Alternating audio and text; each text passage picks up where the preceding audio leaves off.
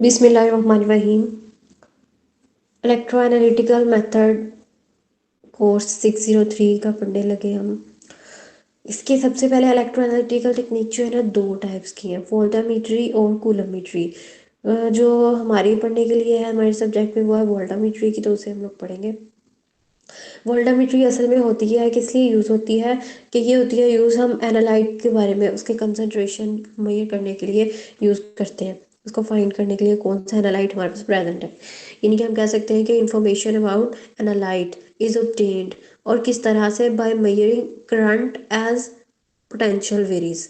Current हमारे पास जो आएगा उसको हम लोग मेजर करेंगे। अगर जब हम पोटेंशियल डिफरेंस करेंगे क्रिएट, तो उसकी वजह से जो करंट प्रोड्यूस हो रहा होगा, उससे हमारा रिजल्ट जो ऑब्टेन होगा एनालाइट के बारे में।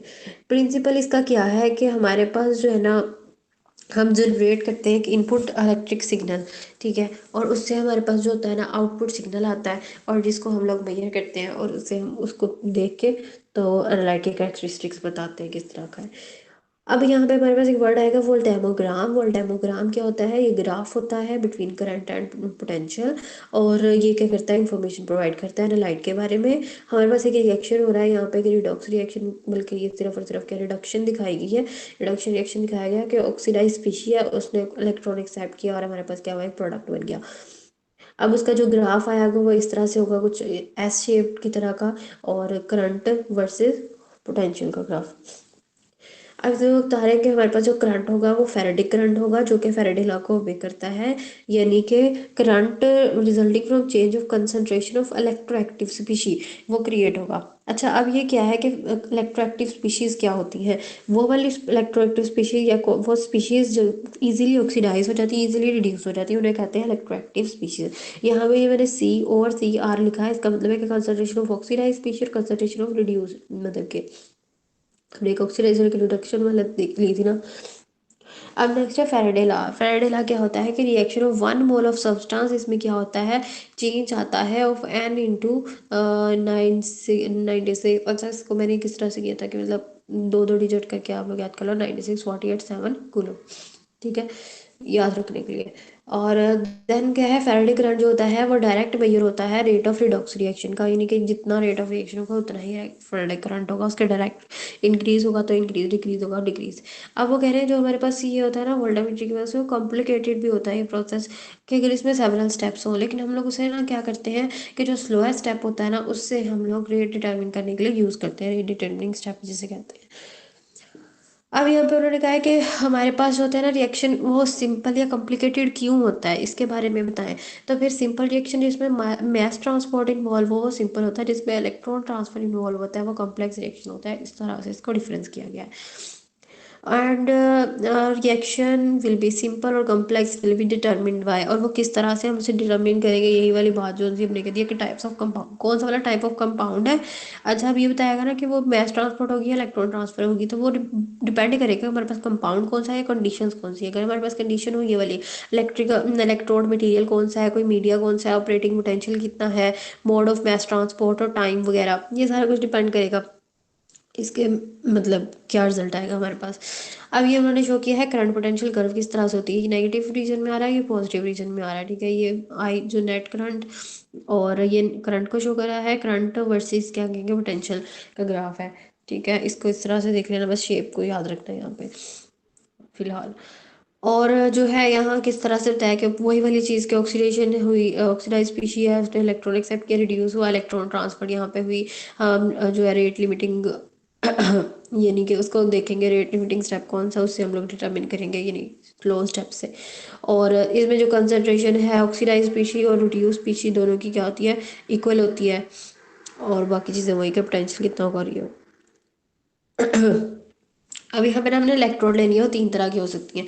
एक को हमने कहा पोलराइजेबल, एक को हमने कहा नॉन पोलराइजेबल, और एक हमारे पास होती है जो सॉलिड इलेक्ट्रोड, ठीक है। जो हमारे पास है ना पोलराइजेबल, उसमें क्या होता है, कोई चार्ज सेपरेशन होती है, जबकि नॉन पोलराइजेबल में कोई चार्ज सेपरेशन नहीं होती। इसमें जो हो गया मतलब कि जो चार्ज है वो मतलब हमारे जो इलेक्ट्रॉन है वो मूव नहीं कर सकेंगे फ्रीली, ठीक है। उनको क्या होगा, हमारे पास इलेक्ट्रोड और इलेक्ट्रोलाइट का इंटरफेस पे मतलब उनके मूवमेंट ईजिली नहीं होगी। जबकि जो इसमें है नॉन पोलराइजेबल में फ्रीली मूव करेंगे इलेक्ट्रॉन, इसलिए यहाँ पर फ्रीली मूव नहीं करे तो करंट भी फ्लो नहीं करेगा, जबकि यहाँ पे करंट फ्लो करेगा। और ये कैपेसिटर के तौर पे एक्ट करता है, इन चार्ज को स्टोर करके रखना, और ये जो है इलेक्ट्रिकल सोर्स के तौर पे एक्ट करता है। और इनका जो सिंबल यूज़ किया गया है ये इस तरह से है कुछ। और फिर इसमें जो एग्जाम्पल ली है प्लाटिनम इलेक्ट्रोड, या इसको कहते हैं वर्किंग इलेक्ट्रोड होती है ना, वो सारी इसमें आ जाती है। वर्किंग इलेक्ट्रोड या फिर इसे माइक्रो इलेक्ट्रोड का नाम भी दिया जाता है, और इंडिकेटर इलेक्ट्रोड भी कहा जाता है। और जो रेफरेंस इलेक्ट्रोड है ये हमारे पास है कैल्विन इलेक्ट्रोड है, ठीक है, सिल्वर सिल्वर क्लोराइड इलेक्ट्रोड। यहाँ पे चेंज इन पोटेंशियल नहीं आता, जबकि वर्किंग इलेक्ट्रोड में चेंज इन पोटेंशियल हमें पता है इंडिकेटर का आएगा। जैसे हम पोटेंशियल वेरी करेंगे तो करंट भी वेरी करेगा। अच्छा, और सॉलिड इलेक्ट्रोड जो है वो हमारे पास मेटल इलेक्ट्रोड हो सकती है। कौन कौन सी मेटल हो सकती है उनके बारे में बताया कि कार्बन हो सकती है, प्लाटिनम हो सकती है, और जो हमारे पास सिल्वर, गोल्ड, निकल, कॉपर एक्सेट्रा। और इनका जो होता है हेट्रोजेनस सल्फर होता है, जबकि पोलराइजेबल वगैरह का जो है वो मतलब कि होमोजीनियस होगा। और इसमें जो है सिलेंड्रिकल रोड्स होती हैं, ये शॉर्ट सिलेंड्रिकल रोड किसी भी मेटल की बनी हो सकती है। ज़्यादा डिटेल में नहीं जाएंगे, वोल्टामीट्री को देखते हैं। वोल्टामीट्री में हमारे पास 3 टाइप्स के इलेक्ट्रोड होती हैं, जिनको हम लोग कहते हैं वर्किंग, रेफरेंस और ऑक्सिलरी। हमने इसे पहले भी कह दिया, वर्किंग वाले को हमने कहा नॉन पोलराइजेबल, रेफरेंस को कहा कि पोलराइजेबल, और जो मैं गलत तो नहीं बोल रही अच्छा नहीं गलत बोल दिया, पोलराइजेबल जो थी वर्किंग, ओह मैं नींद में हूँ। अच्छा पोलराइजेबल जो है ये हमारी वर्किंग इलेक्ट्रोड होती है, हाँ, जिसमें चेंज आता है, ठीक है। नॉन में जिसमें चेंज नहीं आता रेफरेंस इलेक्ट्रोड हमारी होती है, और ऑक्सिलरी। हाँ, और जो है हमारे पास जो ग्राफ हम लोग ड्रा करेंगे वो क्या होगा, करंट पोटेंशियल के दरमियान में ग्राफ होगा, इसे हम वोल्टेमोग्राम कहेंगे। और फिर दिखाया हुआ है किस तरह से हमारे पास होती है। 1 पे वर्किंग इलेक्ट्रोड है जिसको ये वाली, और सेकंड वाली जो है ये रेफरेंस इलेक्ट्रोड है, और ये जो मैंने ब्लू से शो किया सेपरेट डार्क, ये हमारे पास ऑक्सिलरी है। और जब भी करना है ना तो हमें कहना है करंट फ्लो करेगा बिटवीन जो है वर्किंग और ऑक्सिलरी इलेक्ट्रोड, ठीक है ना, इनके दरमियान को करंट फ्लो करता है। अब आगे हम लिखते हैं कि वोल्टामीट्री की नेक्स्ट टाइप्स है साइक्लिक वोल्टामीट्री। इसमें हमारे पास ना थोड़ा सा डिफरेंस है, जो कि इसको कह दिया कि वर्किंग इलेक्ट्रोड जो होती है ना वो ग्लासी कार्बन की बनी होती है, ग्रेफाइट की, या जो गोल्ड की या प्लाटिनम वगैरह की। और रेफरेंस जो है वो कैल्विन की है, और हमारे पास ऑक्सिलरी जो है वो प्लाटिनम डिस्क इलेक्ट्रोड होती है। और इसमें हमारे पास एक पोटेंशियल स्टेट होता है जो कि करंट को मेजर करता है। इसके अलावा ये क्या करता है कि कंट्रोल करेगा, मतलब रेफरेंस और वर्किंग इलेक्ट्रोड के दरमियान डिफरेंस को। और टाइम डिपेंडेंट होता है for large physical and chemical parameter. और इसका क्या है, ओनली ऑक्सीडाइज्ड फॉर्म प्रेजेंट होती है। स्टार्ट में हमारे पास नेगेटिव गोइंग पोटेंशियल जो होता है वो चूज किया जाता है, और रिडक्शन नहीं होती इन स्टार्ट। यहाँ पे उन्होंने फिर दिखाया कि ग्राफ जो हमारे पास आता है ना पोटेंशियल और टाइम का, वो कुछ इस तरह से होता है। हमारे पास ट्रायंगुलर शेप ग्राफ आता है, इसमें ये फर्स्ट है, ये फॉरवर्ड स्कैन शो किया, ये रिवर्स स्कैन, और ये हमारे पास स्विचिंग पोटेंशियल इनके यहाँ से स्टार्ट होगा। उसके बाद जो है पोटेंशियल स्टेट का बताया हुआ है, वही वाली बात जो मैंने बता दी कि वो क्या करेगा, पोटेंशियल डिफरेंस वर्किंग और रेफरेंस इलेक्ट्रोड के दरमियान जो है कंट्रोल करेगा, और इस तरह से ये क्या करेगा, इंटरफेरेंस को रिड्यूस करेगा। उसके बाद है हमारे पास स्ट्रिपिंग वोल्टामीट्री, ये दूसरी वाली टाइप है इसकी। पहले हमने कहा साइक्लिक, अब हम स्ट्रिपिंग के बारे में बता रहे हैं। इसमें हमारे पास 2 स्टेप के प्रोसेस होते हैं। फर्स्ट स्टेप में हमारे पास होती है डिपोजिशन, और सेकंड स्टेप में हमारे पास होती है स्ट्रिपिंग। ये इसका प्रिंसिपल है कि डिपोजिशन वाला स्टेप यानी उसमें क्या करते हैं हम लोग, प्री कंसंट्रेशन होती है मेटल लाइंस की। और जो स्ट्रिपिंग वाले होते हैं उसमें क्या होता है, dissolution of this metal line, जो कि स्ट्रिप मतलब के हमारे पास डिपॉजिट हुए थे। और इसको जो है मेजरिंग स्टेप भी कहते हैं। उसके बाद हमारे पास जो मेटल डिपॉजिट होती है और मरकरी इलेक्ट्रोड, मैंने इसको सिंपल करके लिख दिया वैसे इस तरह से कि मतलब मेटल कहाँ पे है, electrolyte deposition of small portion of metal, और उस इन सोल्यूशन वो डिपॉजिट होता है ऑन मरकरी इलेक्ट्रोड, और हमारे पास प्री कंसंट्रेशन होती है, ठीक है। नेक्स्ट क्या है कि यहाँ पे फिर क्या होता है, दूसरे स्टेप में क्या होता है, involve the dissolution of deposit, जो डिपॉजिट हुआ था। अब यहाँ पे जो स्ट्रिपिंग वोल्टामीट्री है उसकी भी आगे 2 टाइप्स हैं, एक है एनोडिक स्ट्रिपिंग वोल्टामीट्री, दूसरा है कैथोडिक स्ट्रिपिंग वोल्टामीट्री। एनोडिक वाली जो होती है ना उसमें आप देख लो कि वो वही स्टेप्स है, बस ना यहाँ पे ऐसे याद रखना है। जो पहले उसमें होगी हमारे पास फर्स्ट है प्री कंसंट्रेशन, वो होगी हमारे पास कैथोडिक, मतलब कि अब डिपोजिशन होगी, देन जो होगी ना एनोडिक स्ट्रिपिंग होगी, इसमें मेटल डिपॉजिट हो जाएगी, और प्री कंसंट्रेशन हुई है। वोल्टेज पोटेंशियल डिफरेंस जो इसमें दिया है वो 0.3 से 0.5 होगा, और नेगेटिव होगा, मोर नेगेटिव। और जो है मेटल जो है वो क्या करेगी, जाएगी किस तरह से, वो कह रहे हैं कि मरकरी के डिफ्यूजन या कन्वेक्शन के प्रोसेस से ये हमारे पास जाएगी, मतलब हमारे जो मर्करी इलेक्ट्रोड है उसके ऊपर। यहाँ पे रिएक्शन दिखाया है कि मेटल जो है रिड्यूस होती है, किस तरह से इलेक्ट्रॉन उसने रिसीव किए, मर्करी मिला और ये सारा मिलकर अमलगम बन गया।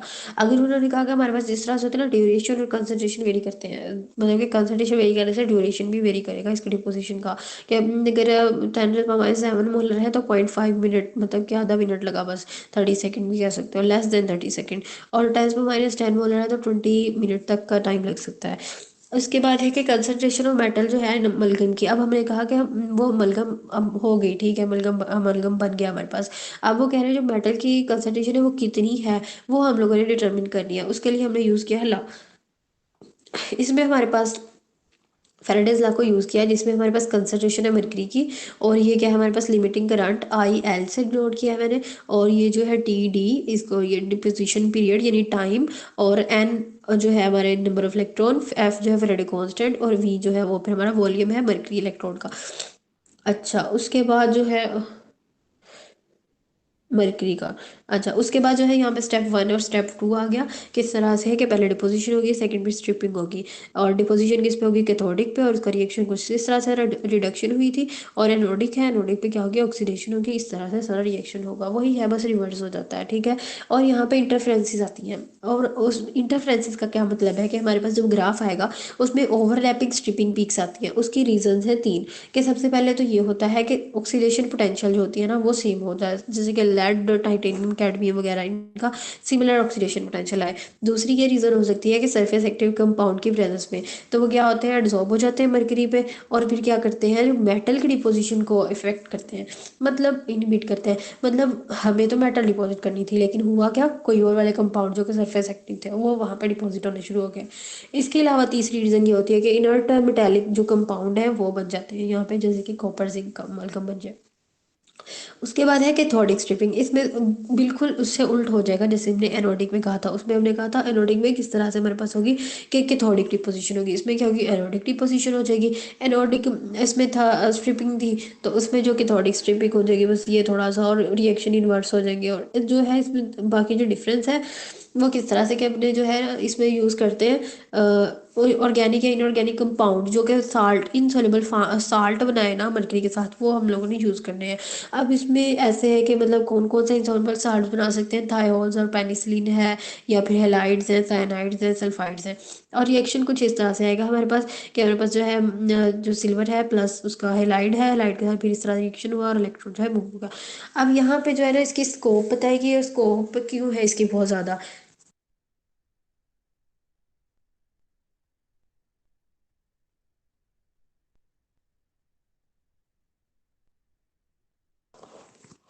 अच्छा इसकी जो स्कोप है ना, इसके वैसे मैं बता देती हूँ, यहाँ मैंने लिखा नहीं है, लेकिन ये नहीं कि इसकी सेंसिटिविटी बहुत अच्छी होती है, रिमार्केबल सेंसिटिविटी होती है इसका, इसलिए। और दूसरा ये कि इसकी लो कॉस्ट होती है स्ट्रिपिंग वोल्टामीट्री की, ठीक है। और आगे ये भी आएगा कि मतलब ना आधे घंटे में मैक्सिमम जो इसका सारा काम हो जाता है, जो भी हम रिएक्शन वगैरह करवा रहे थे। तो इसलिए इस पर ज़्यादा टाइम नहीं लगता कि तब बहुत ज़्यादा टाइम लगेगा नहीं। तो ना 10 से 30 मिनट तक का। तो इस वजह से इसको ज़्यादा यूज़ करते हैं। और कहाँ कहाँ यूज़ करते हैं, सबसे पहले तो हम लोग इसे यूज़ करते हैं ट्रेस मेटल के डिटर्मिनेशन के लिए। वो कहाँ कहाँ हो सकता है, इन्वायरमेंट में हो सकता है, इंडस्ट्रियल, क्लिनिकल एक्सेट्रा। और उसके अलावा जो होता है इसे फूड स्टफ में जो है बेवरेजेस और गन शोट रेजिड्यूज और फार्मास्यूटिकल फॉर्मुलेशन वगैरह के लिए यूज़ करते हैं, मतलब वहाँ पे मेटल्स की डिटर्मिनेशन। उसके अलावा जो है ना ये यूजेस मैंने बता दिया और रीज़न भी बता दिया उसकी। पोलैरोग्राफी के अब इसमें हमारे पास इसमें भी वही है कि 3 इलेक्ट्रोड होती है। मतलब लेकिन इसमें डिफरेंस कहाँ आता है, वर्किंग इलेक्ट्रोड में। कि वर्किंग इलेक्ट्रोड इसमें हमने लेनी है वो होती है डीएमई, यानी कि dropping mercury electrode. Dropping mercury electrode में क्या है मतलब, ये मैंने इस तरह से इसको शो किया है कि मर्करी हमने लिया, ठीक है। इसमें क्या होता है, हमारे पास जो मर्करी होता है ना लिक्विड फॉर्म में है, तो उसका ड्रॉप बन के नीचे गिरेगा। और जैसे वो गिरेगा तो फिर मतलब उस इस वजह से हमने कह दिया कि उसको ड्रॉपिंग मर्करी। अब ये जो ड्रॉप गिरना है वो 2 से 7 सेकंड के अंदर हो सकता है गिर जाए, ठीक है। उसके बाद हमने यहाँ पे गैस फ्लो यूज़ करना है, गैस फ्लो कराना है हाइड्रोजन या नाइट्रोजन का। वो क्या करेगा, ऑक्सीजन जो हमारे पास आएगी ना इस जो हमारे सेल के अंदर, उसको वो ख़त्म कर देगा, रिमूव कर देगा। अब इस रिमूवल ऑफ ऑक्सीजन को बाय यूजिंग दिस गैस, तो इसे कहते हैं पर्जिंग का फिनोमिना होना, ठीक है। और ये हमारे पास जो है फिर वर्किंग इलेक्ट्रोड आ गई, रेफरेंस इलेक्ट्रोड और ऑक्सिलरी इलेक्ट्रोड्स। इसके बाद वो फिर से वही बात है कि जो करंट फ्लो करेगा वर्किंग और ऑक्सिलरी इलेक्ट्रोड के दरमियान फ्लो करेगा। और ये जो वही बात है कि मर्करी क्या करेगा, trickles down as tiny drops through a capillary into the cell and a pool of mercury at bottom of cell. अच्छा, यहाँ पे ये तीन टर्म्स हैं जो बार बार आई हैं, इसको एक दफ़ा से मैंने इसको इकट्ठा कर लिया है ताकि बताना आसान हो। अब ये पोलैरोग्राफी है, जो टेक्निक है उसे कहते हैं पोलैरोग्राफी। पोलैरोग्राफ है जो इंस्ट्रूमेंट होता है उसे पोलैरोग्राफ कहते हैं। और पोलैरोग्राम है, और ये क्या होता है, जो हमारा ग्राफ आता है उसको हम लोग कहते हैं पोलैरोग्राम। ठीक है, पोलैरोग्राफ आएगा तो वो इंस्ट्रूमेंट है, और पोलैरोग्राम आएगा तो वो ग्राफ है। ठीक है।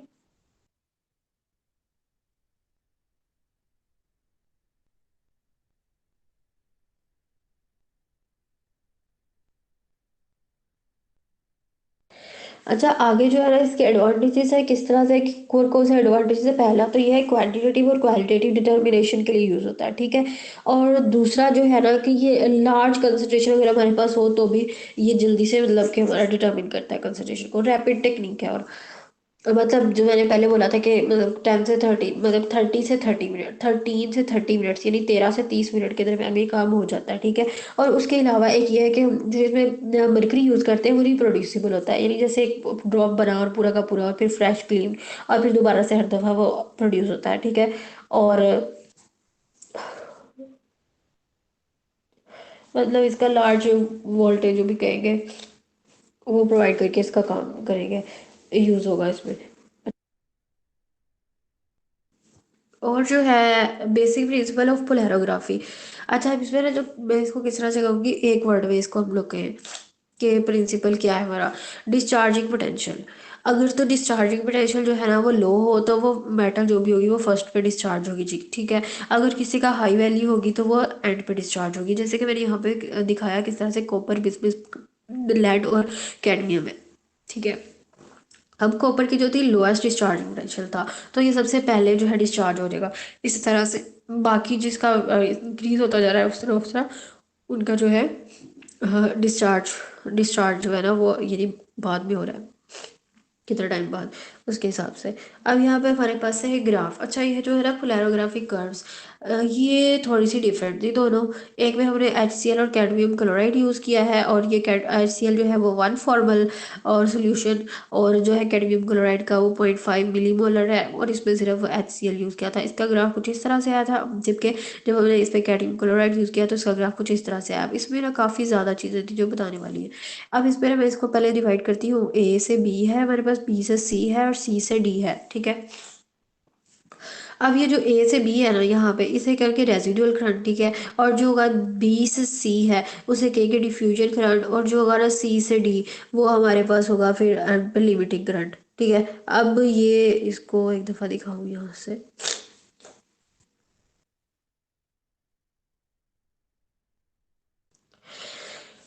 अच्छा, यहाँ पे ना माइग्रेशन करंट को नहीं दिखाया गया, वैसे जो जिस तरह से मैंने पढ़ा, जिस डिफरेंट जो तो वो यही पता चला कि जो बी पॉइंट के बाद होगा ना, मतलब बी पॉइंट फौरन से उसका कहेंगे माइग्रेशन करंट वहाँ पे होगा, मतलब डिनोट करेंगे। खैर, हमारे जो कोर्स में है तीन लिखे हुए हैं, रेजिडुअल, डिफ्यूजन और लिमिटिंग करंट के बारे में, तो इसी को हम लोग देखेंगे पहले। और यहाँ पे ना दो पोटेंशियल जो की हैं, एक जो है ये डिकम्पोजिशन पोटेंशियल जो स्टार्ट वाला है ना यहाँ से, इसे हमने कहा डिकम्पोजिशन पोटेंशियल। ठीक है। इसका भी वैल्यू जो ये कम, सबसे कम है यहाँ पे। और दूसरा ये जो हाफ बिटवीन, मतलब कि जो हमारा टोटल है ना, टोटल से हाफ में जो पोटेंशियल आ रहा है उसे हमने हाफ पोटेंशियल कहा, मतलब पूरे से हाफ। तो उसे हाफ पोटेंशियल का, ये दो चीज़ें पोटेंशियल के लिए और करने वाली, और करंट तीन तरह के जो टाइप्स बता दी, जैसे चार तरह की जो बताते हैं इसके बारे में। अब जो डिकम्पोजिशन पोटेंशियल है उसको थोड़ा डिफाइन भी कर दिया है कि जो पोटेंशियल जो के eight which the पोलैरोग्राम for the electroactive species जो है हमारे पास डिपार्ट होती है फ्रॉम द रेजिडुअल करंट, यानी कि जब वो अलहदा हो रही है स्पीशी तो उसको कहा है उस टाइम पे। और ये है मैंने करंट के लिए आई का वर्ड मैंने कैपिटल लिखा है। ठीक है। लेकिन ये कहीं भी कैपिटल ही लिखा हुआ तो आप लोगों ने भी कैपिटल ही लिखना, ये बस मैंने जो है ना उसको वाज़ह करने के लिए किया है।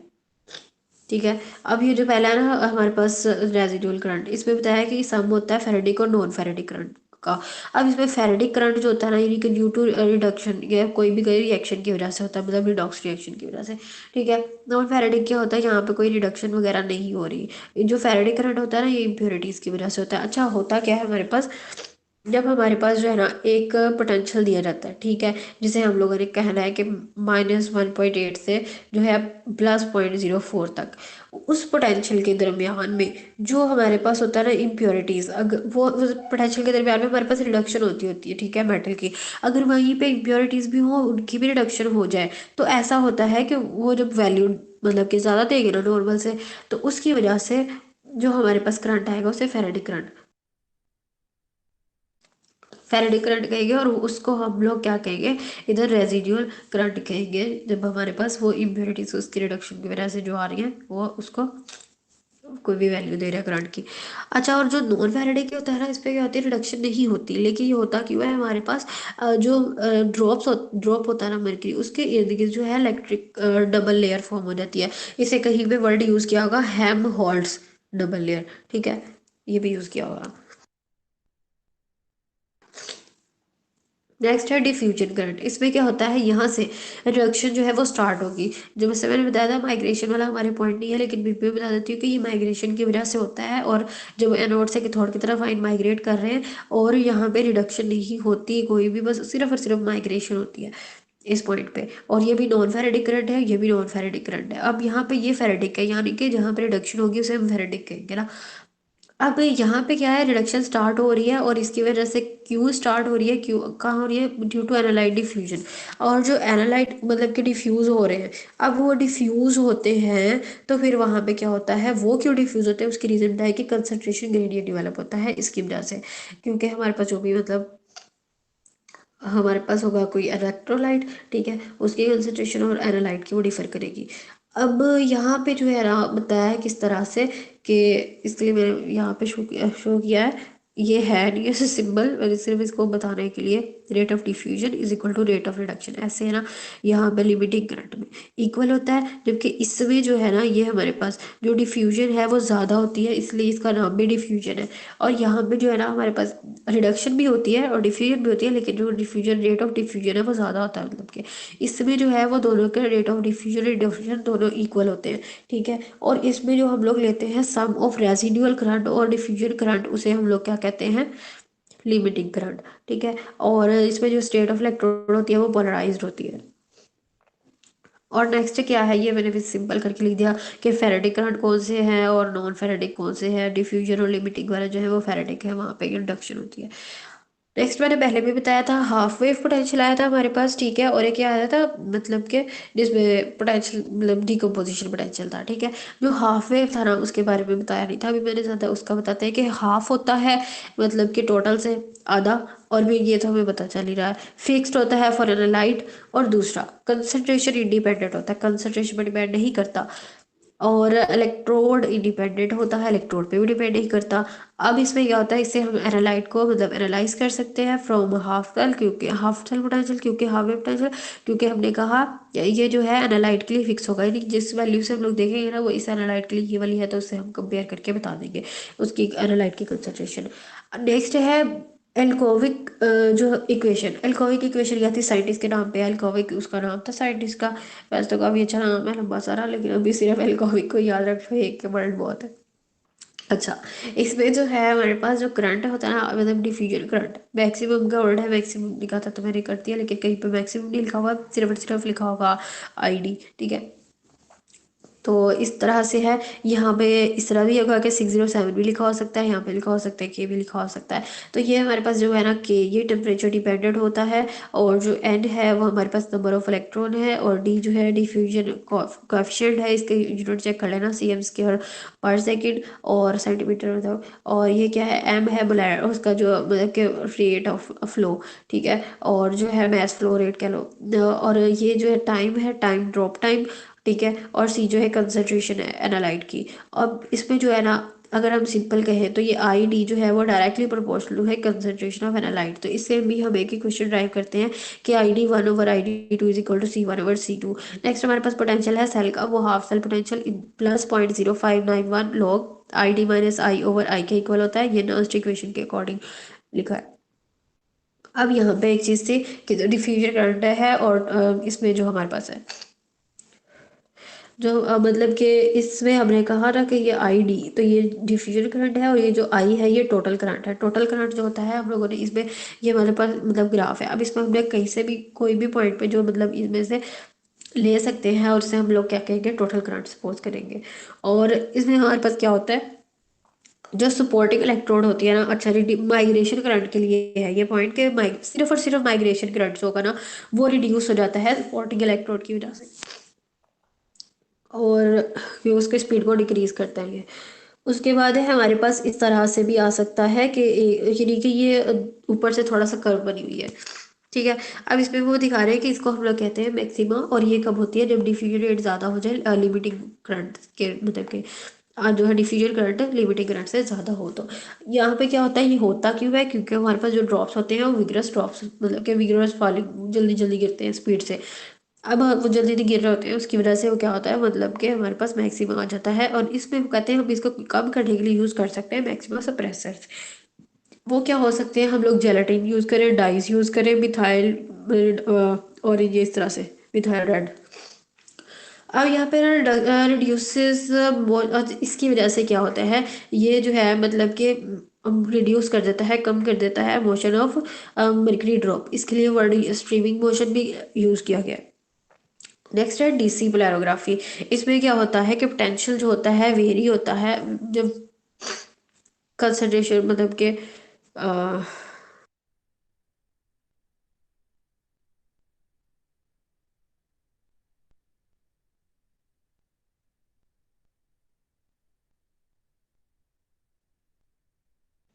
अच्छा, जो है ना मतलब कि वेरी करेगा, ठीक है, और कंट्रोल भी किया जा सकता है। एंड कंसंट्रेशन जो एनालाइट की होती है वो 10⁻⁵ मोलर तक होती है, मतलब अप टू 10⁻⁵ मोलर, ठीक है। और आगे जो है डिफरेंशियल पल्स पोलैरोग्राफी, जैसे कि अगर डीपीपी, ठीक है, ये क्या होता है, इसकी जो होगी मतलब कि ये पल्स फॉर्म में आएगी, और टू इंक्रीज सेंसिटिविटी, और इसमें जो कंसंट्रेशन होगी जब 10⁻⁸, उसमें हमारे पास 10⁻⁵ थी, इसमें -8। और ये ज़रा क्विक प्रोसेस होता है, और इसमें जो नॉन फेरेटिक या फिर जो हमारे पास रेजिडुअल करंट है ना, वो डिक्रीज होता है, और मतलब कि वो 10 to 0 मतलब 0 तक भी जा सकता है। अब उन्होंने कहा है, सॉरी ये DMA नहीं DME है, मतलब जो हमने ड्रॉपिंग मर्करी इलेक्ट्रोड कहा था, वो क्यों यूज़ करते हैं, रिप्रोड्यूसिबल होती है, स्मूथ सरफेस होती है, जो इंक्रीज करते हैं सेंसिटिविटी को, और इंक्रीज करती है over potential for hydrogen revolution. अच्छा, अब ये जो ओवर पोटेंशियल है ये क्या है, हमारे पास ना दो तरह के इलेक्ट्रॉन को सपोज करते हैं, जो प्लाटिनम की और मर्करी की। मर्करी प्लाटिनम में क्या होता है कि इजी एड्सॉर्प्शन होती है, रिडक्शन जल्दी से हो जाती है, लेकिन मर्करी में क्या होता है, इजी नहीं होती, और जो है ना मतलब कि हमारे पास जो है हायर पोटेंशियल होता है, वो रिडक्शन जो हमें चाहिए, ठीक है। अब ये जो ज़्यादा चाहिए हमें, तो इसकी वजह से ये जो पोटेंशियल होगा तो इसे कहेंगे ओवर पोटेंशियल। अब जो ओवर पोटेंशियल है इसके कैलकुलेशन के लिए करते हैं कि हमारे पास जो पोटेंशियल एक्चुअल है माइनस जो कैलकुलेटेड है फ्रॉम नॉन इक्वेशन, तो ये इस तरह से कैलकुलेट किया जाएगा। उसके बाद है ये ग्राफ्स है। अब इसमें ना हर तरह हर टेक्निक में ना थोड़ा थोड़ा डिफरेंस है। अब ये जो पहले वाला ग्राफ है ना पोटेंशियल रैंप, यानी कि जो मैंने किस तरह से डाल के है उसको कहेंगे ई वर्सेस टी, ठीक है। और ये जो है ना ये वाला, इसमें हमारे पास आई वर्सेस मतलब के पोटेंशियल करंट और पोटेंशियल का ग्राफ, और ये जो है हमारे पास है मतलब के पोटेंशियल जो हमारे पोटेंशियल और टाइम का ग्राफ, ठीक है। जो क्लासिकल टेक्निक है उसमें हमारे पास कुछ इस तरह का ग्राफ आता है, और ये वाला ये इसको जो मैंने पढ़ा भी है। और ये साइक्लिक वाला जो है इसमें हमने पता है कि वो ट्रायंगुलर, ये भी हमने पढ़ा, इस ये वाला नहीं पढ़ा इसमें। और जो एसी पोलैरोग्राफी होती है इसमें कुछ इस तरह से आता है, मतलब अल्टरनेटिंग करंट है, और ये इस तरह से करवाती है। और जो है डिफरेंशियल पोलैरो डीपीपी के बारे में पढ़ा, लेकिन हमने उसके ग्राफ नहीं देखे, लेकिन ये मैंने बताया उसके मैक्सिमम का, ये मैक्सिमम का यहाँ पे दिखाया हुआ है। और ये कुछ अगर ये इसमें से देखा जाए इसके कंपैरिजन में तो थोड़ा सा मतलब ये नैरो है। और नॉर्मल पल्स वाले में क्या होता है, ये टी है, ठीक है, यहाँ पे, और यहाँ पे ई होता है, अब यहाँ पे लिखा नहीं है लेकिन। और खैर ये वाला नॉर्मल पल्स, ये वाला कुछ इस तरह का ग्राफ है जो फर्स्ट वाला है हमारा, लेकिन उसमें बस यहाँ पे कर्व इतनी ज़्यादा आगे को नहीं जा रही, इसमें जा रही है, बाकी तो सारे आप लोगों ने देख लेने हैं, सिंपल ही है, ठीक है। और ये भी हमारा टॉपिक जो है वो ख़त्म हो गया है, और इंशाल्लाह ताला नेक्स्ट वीडियो में मिलते हैं फिर जल्द ही। अल्लाह हाफिज़।